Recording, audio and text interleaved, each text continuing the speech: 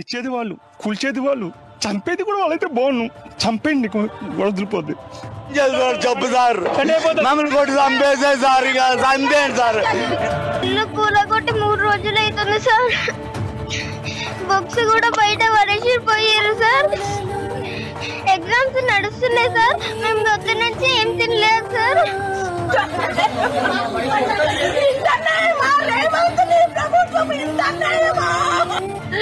ఏం చేస్తారయ్యా మా బాధనే ఉన్నాయి. 30 సంవత్సరాల బట్టి నుంచి ఇక్కడ ఉంటున్నాం కదండి. మేము ఎక్కడ వెళ్ళిపోవాలి, ఎక్కడ ఉండాలి చెప్పండి. చిన్న చిన్న పిల్లలు పెట్టుకుని ఉంటున్నాం సార్. బెదిరిస్తున్నారు సార్. మేము ఎక్కడికైనా వెళ్ళిపోవాలి.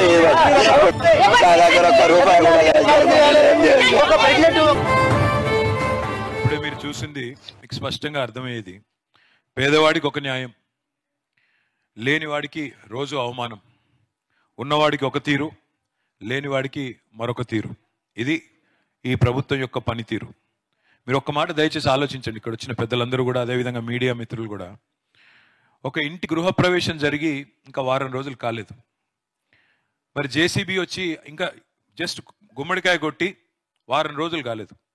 జేసీబీ వచ్చి, బుల్డోజర్ వచ్చి వాళ్ళ ఇల్లు నేలమట్టం చేస్తే, కూల్చేస్తే ఆ కుటుంబం పరిస్థితి ఏంటి ఆలోచించండి.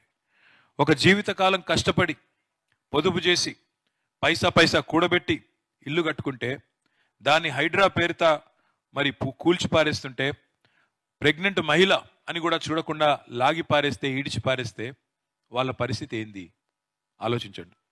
హైడ్రా సృష్టించిన ఈ వలయానికి, విలయానికి తన చుట్టూ ఏం జరుగుతుందో తెలవక ఒక 6 ఏళ్ల పాప సార్ 3 రోజుల నుంచి తిండి లేదు అని చెప్పి ఏడుస్తుంటే, కనీసం పుస్తకాలు కూడా తీసుకొని ఇవ్వకుండా వాళ్ళ ఇల్లు మాట్లాడిస్తాను తల్లి, పుస్తకాలు కూడా తీసుకొని ఇవ్వకుండా వాళ్ళ ఇల్లు కూల్చింది ఈ హైడ్రా.